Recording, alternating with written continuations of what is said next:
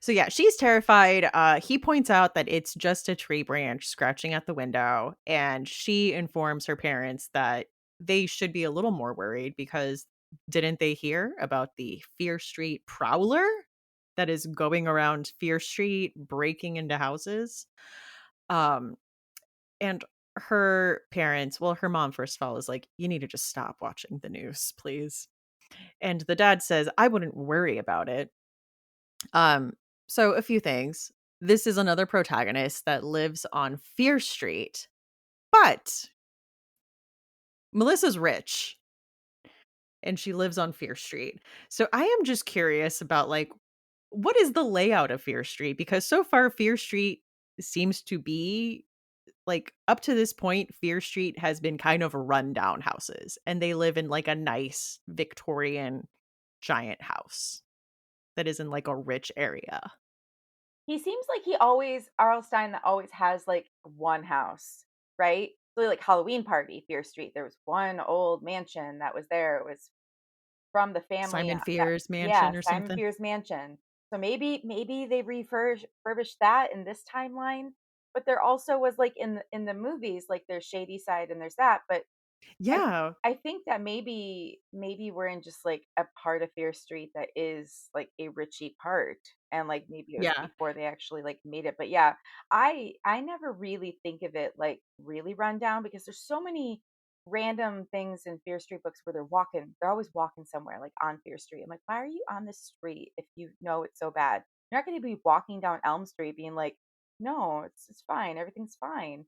So, I think that it is I wonder what it truly looks like. I think that when he writes it, he just writes it. He's just like, "It's on Fear Street. It's fine. It's fine. No one's gonna have a podcast and, like, actually talk all about this and, like, analyze these books. I'm just gonna write one and write another."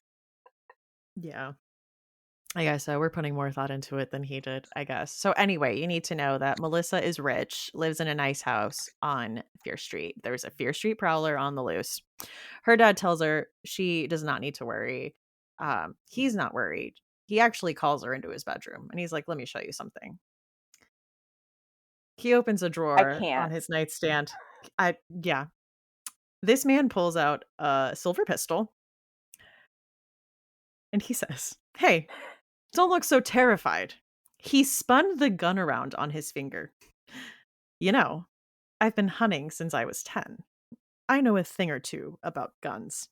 I would also like to point out that he confirmed in the sentence before this that this was a loaded gun. Loaded gun. Sir, that gun safety violations all over the place. What? What? This is like the first okay, if anyone, whoever's listening to this, if you have not read this, this happens in the first few pages. This is not This is like chapter 1. This right. is This chapter isn't 1. like towards the end, she finds a gun. Nope. And he tells her where it is if she needs it, which implies that he's giving her permission to use it if she ever needs it. Which I'm like, okay, this is probably going to come back in the story later. But, Chekhov says. but come on, like twirling it on your finger and it's loaded. I mean, it'd be one thing if it wasn't like a loaded gun and maybe he's like, yeah, in the safe, I have I can use it to scare and then I keep the bullet somewhere else, like in a safe. I've seen people do No. that, but no, Yeah. not this one, not this guy. Mm-mm. Oh my gosh. But I mean, he's kind of right later though, like don't worry because we're gonna get there. But So, just like there's no normal adults in this town. So she goes to bed, falling asleep, thinking of her boyfriend Buddy, who, like all Fear Street boyfriends, has a habit of getting handsy with her and being reluctant to take no for an answer, as you were pointing out earlier. yes, which is it, and as you pointed out earlier, it is a theme in these books. There have only been two good Fear Street boyfriends. Actually, Preppy Pete from the overnight, and then what's his face from the new girl, who I didn't like as a boyfriend, but as a person, he has not been like aggressive and rapey, which No, is you're the right. You're where the right. bar He's is. not. That's where the bar is. He was really just like investigative, like really trying to find out what was happening in that one, and I liked that about him. He did, but he only did that with the new girl, not with the girl that he actually ends up dating, who he True. did not care about the entire time. No. Not the best, but, we're scraping the bottom of the barrel with Yeah, these the guys. bar is in hell. The bar is in hell, and The if they bar is can in hell. So, we find out Melissa's birthday is coming up, and the next morning, her father has a surprise for her. A brand new Pontiac Firebird. So, in case you didn't know that they are wealthy, they are capital W wealthy. And we find out her parents, both of them seem to be lawyers.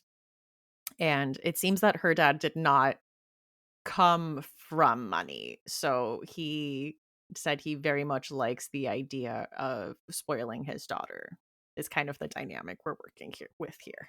I They want you also to have a have what live-in I didn't housekeeper. have. Yeah. I'm just saying like that's what we're working with here. They have a live-in housekeeper named Marta.